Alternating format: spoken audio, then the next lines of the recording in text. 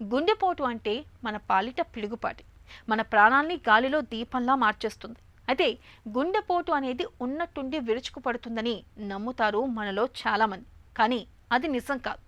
గుండెపోటు రావడానికి ముందే చాలా కాలం నుంచి దాని తాలూకు సంకేతాలు మన శరీరంలో కనిపిస్తూ ఉంటాయి.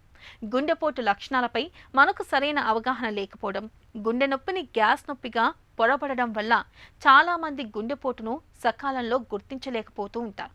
ఈ నేపథ్యంలో గుండె జబ్బులకు దారితీసే కారణాలు, గుండెపోటు తాలూకు అనుమానిత సంకేతాల గురించి డాక్టర్ని అడిగి ఇప్పుడు తెలుసుకుందాం.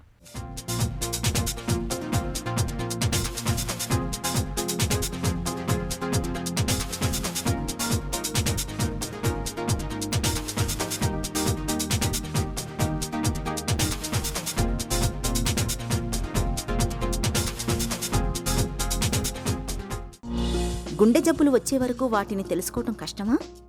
గుండె జబ్బు లక్షణాలు ప్రారంభ దశలో ఉండకపోవచ్చు, కానీ మెజారిటీ లోపల మనకు నడిచినప్పుడు ఛాతీ నొప్పి కానీ, ఆయాసం కానీ, తల తిప్పడం కానీ, గుండె దడ కానీ లక్షణాలు చాలామందిలో అగుపడతాయి, కానీ వారు ఇగ్నోర్ చేయొచ్చు. అదేవిధంగా కొద్దిమందికి హార్ట్ అటాక్ అనేది ఫస్ట్ చెస్ట్ పెయిన్ సిమ్టమ్ తోటి కూడా రావచ్చు. ముఖ్యంగా ఏంటంటే సెడెంటరీ ఉండి, మామూలుగా రెస్ట్లో ఉండి, ఎక్కువ వ్యాయామం చేయక, ఎక్కువ వాకింగ్ లేనప్పుడు ఈ లక్షణాలు అనేటివి బయటపడాయి.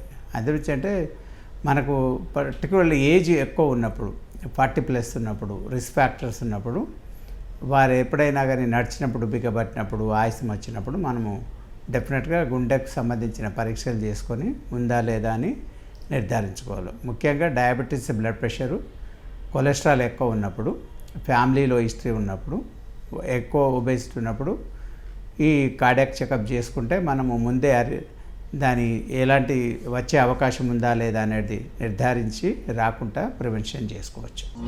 తరచూ రక్త పరీక్షలు చేయించుకోవడం ద్వారా గుండె జబ్బుల్ని పసిగట్టొచ్చా?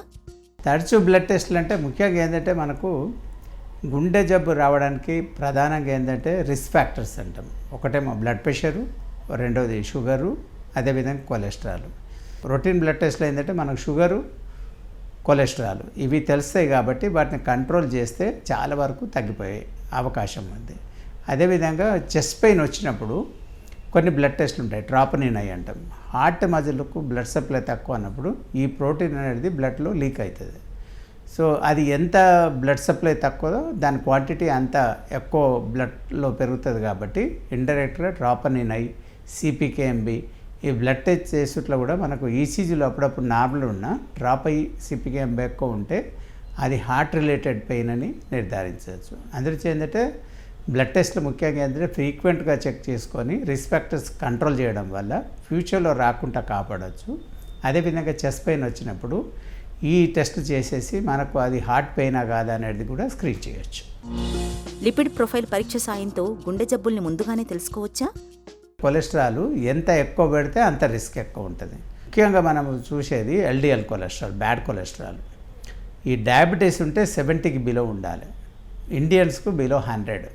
ఆల్రెడీగా ఒక పేషెంట్కి బైపాస్ అయింది, యాంజియోప్లాస్టీ అయింది, హార్ట్ అటాక్ వచ్చిందంటే వాళ్ళు 50 కంటే తక్కువ ఉంచాలి ఎల్డిఎల్ కొలెస్ట్రాల్.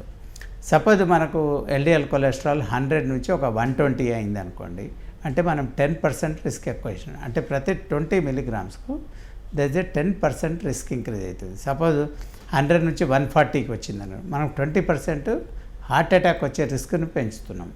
అంటే ఈ ఎల్డిఎల్ కొలెస్ట్రాల్ హార్ట్ అటాక్ ఒకటే కాదు, అది పెరిగినప్పుడు పక్షవాతం వచ్చే అవకాశం, సెర్బ్రల్ వాస్కులర్ యాక్సిడెంట్స్, స్ట్రోక్ వచ్చే అవకాశం ఉంటాం, రక్తనాళాలు కాళ్ళల్లో బ్లాక్ అయ్యి గ్యాంగ్రీన్ వచ్చే అవకాశం, పెరిఫరల్ వాస్కులర్ డిసీజ్ అంటాం. అందుకే కొలెస్ట్రాల్ అనేది ఎంత లోయర్ పెడితే మనం అంత రిస్క్ తగ్గించవచ్చు. అందుకే ఇప్పుడు హార్ట్ అటాక్ వచ్చిన వాళ్ళను మనం హైడోస్టాటిన్ అంటాం.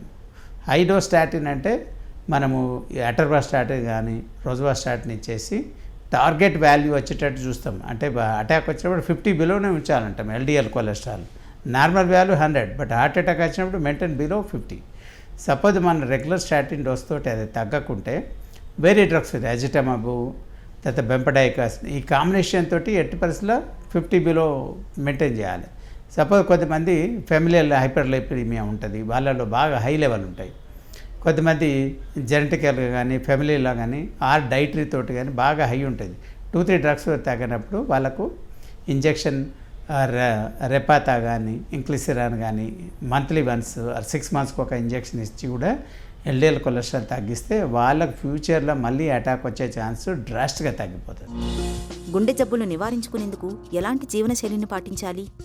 Daily half an hour to 45 minutes ఐస్టాన్కి రన్నింగ్ కానీ జాగింగ్ కానీ సైక్లింగ్ కానీ స్విమ్మింగ్.